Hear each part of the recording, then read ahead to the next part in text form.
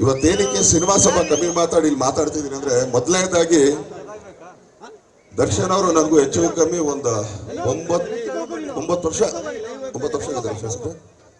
9 ವರ್ಷದ ಒಂದು ಸ್ನೇಹ.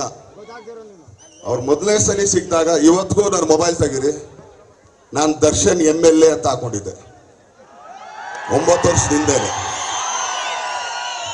ಹಂಗಂತೇಳಿ ಇದಂತಲ್ಲ, ಇವತ್ತು ನೋಡ್ರಿ ತುಂಬಾನೇ ಎಲ್ಲರೂ ಏನು ಹೇಳ್ತಾ ಇದ್ದಾರೆ, ಅವ್ರನ್ನ ಮಾಡ್ಬಿಟ್ವಪ್ಪ, ಅವ್ರು ಆಕ್ಚುಲಿ ಮತ್ತೆ ಅಮೆರಿಕ ಕೊಟ್ಟೋಗ್ತಾರೆ ಹಂಗೆ ಹಿಂಗೆ ಅಂತ. ಒಂದು ಕಹಿ ಸತ್ಯ ಹೇಳ್ತೀನಿ, ಕೇಳಿಸ್ಕೊಡ್ರಿ ಇವತ್ತು. ಯಾಕಂದ್ರೆ ಒಬ್ಬ ಸ್ನೇಹಿತನಿಗೋಸ್ಕರ ಆಮೇಲೆ 24 ಗಂಟೆ ನಾವು ಫೋನಲ್ಲೂ ಇರಲ್ಲ, ಮಾತಾಡಲ್ಲ, ಸಿಗ್ದಾಗ ಶಾಸಕರೇ ಅದು ಇದು ಅಂತ ಮಾತಾಡ್ತೀವಿ. ಅವ್ರು ನಿಜವಾಗ್ಲೂ ಸರಿಯಾಗಿ ಮಾತಾಡೋಕ್ಕೂ ಬರಲ್ಲ. ನೋಡಿದ್ದೀರಾ ಸ್ಟೇಜ್ ಮೇಲೆ? ನೋಡಿದ್ದೀರಾ? ಇದೇ ಬೇರೆ ಯಾರಾನು ಪಕ್ಕಾ ರಾಜಕಾರಣಿಗೆ ಈ ತರ ಒಂದು ವೇದಿಕೆ ಸಿಕ್ಕಿದ್ರೆ ಇಷ್ಟೊತ್ತಿಗೆ ಎಲೆಕ್ಷನ್ ಅಲ್ಲಿ 1-2 ಕೋಟಿ ಕಮ್ಮಿ ಆಗೋಗಿರೋದು ಅವ್ರಿಗೆ. ಯಾಕಂದ್ರೆ ಅಷ್ಟು ಚೆನ್ನಾಗಿ ಮಾತಾಡಿ ಎಲ್ಲರೂ ಪೊರಗಿಸ್ಕೊಂಡ್ಬಿಟ್ಟಿರೋರು. ಅವ್ರಿಗೆ ಅದನ್ನೂ ಮಾಡಕ್ ಬರಲ್ಲ. ಆಮೇಲೆ ತುಂಬಾ ಹತ್ತಿರದಿಂದ ನೋಡಿದಕ್ಕೆ ಇವತ್ತು ಹೇಳ್ತಿದ್ದೀನಿ, ತುಂಬಾ ಜನದ ಇದು ಯಾರು ನೋಡ್ತಾ ಇದ್ದೀರಾ, ಕೇಳಿಸ್ಕೊತಾ ಇದ್ದೀರಾ, ಇಲ್ಲಿ ಯಾರು ಹೊರಗಡೆ ನೋಡ್ತಾ ಇದ್ದೀರಾ? ಹೌದು, ಅವರಿದ್ದಿದ್ದೇ USA, ಅಲ್ಲಿ ಅವ್ರದ್ದೇ ಆದಂತ ಕಂಪನಿಗಳಿತ್ತು. ಇವತ್ತು ನಿಜವಾಗ್ಲೂ ಈ ತರ ಶಾಸಕರು ಯಾರಿಗೂ ಬೇಡ, ನಮಗೂ ಬೇಡ. ನಿಜವಾಗ್ಲೂ ನನಗ್ ಬಂದಿದ್ರೆ ಬೇಡಪ್ಪ, ನನ್ನ ಕಂಪ್ನಿ ಚೆನ್ನಾಗಿದೆ ಅಂತ ಹೊರಟೋಗ್ತಿದ್ದೆ. ಇರೋ ಸ್ವಲ್ಪ ಏನೋ ಮಾತಾಡ್ತಾ ಇದ್ದೀನಿ, ತಡ್ಕೊಳ್ಳೋ ಯಾಕೆ ಆಗ್ತೀಯ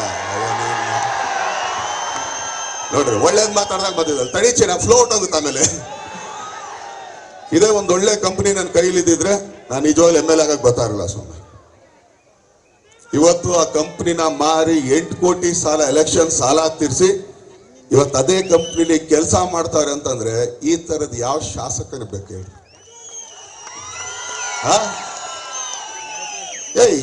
ನಂದೇ ಕಂಪ್ನಿ ಇದ್ದಾಗ ಅದು US ಅಲ್ಲಿ ಡಾಲರ್ಸ್ ಅಲ್ಲಿ ದುಡಿತಾ ಇದ್ದವನು, ಅದನ್ನ ಮಾರ್ಬಿಟ್ಟು ಬಂದು ಇಲ್ಲಿ ಆಕ್ಚುಲಿ ಎಲೆಕ್ಷನ್ ಗೆದ್ರು ಕೂಡ 8 ಕೋಟಿನ ಎಷ್ಟೋ ಸಾಲ ತೀರ್ಸೋದಕ್ಕೆ ಕಂಪನಿ ಯಾಕೆ ಮಾರ್ತಿದ್ದೆ ನಾನು?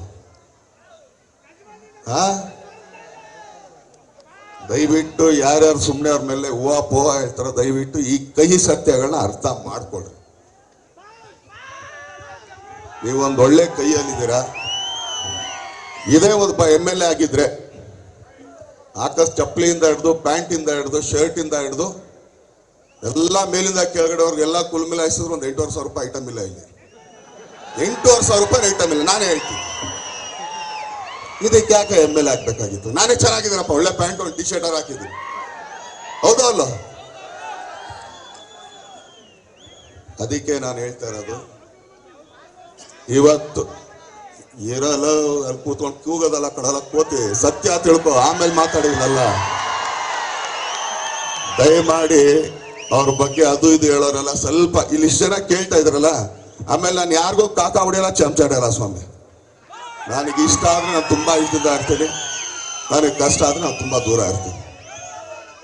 ಇವತ್ತು ಈ ಪ್ರೋಗ್ರಾಮು ಅವ್ರಿಗೇನು ಆಕ್ಚುಲಿ ಇದಾಗಿತ್ತ, ಇದು ಯಾರೋ ನಮ್ಮ ಪ್ರೊಡ್ಯೂಸರ್ ಮಾಡ್ಬೇಕಾಗಿತ್ತು ಕೆಲಸ. ಇವೆಲ್ಲ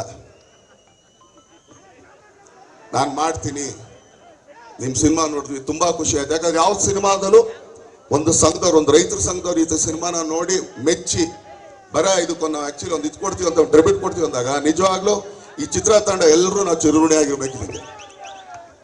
ಅದು ರೈತರ ಸಂಘಕ್ಕೆ.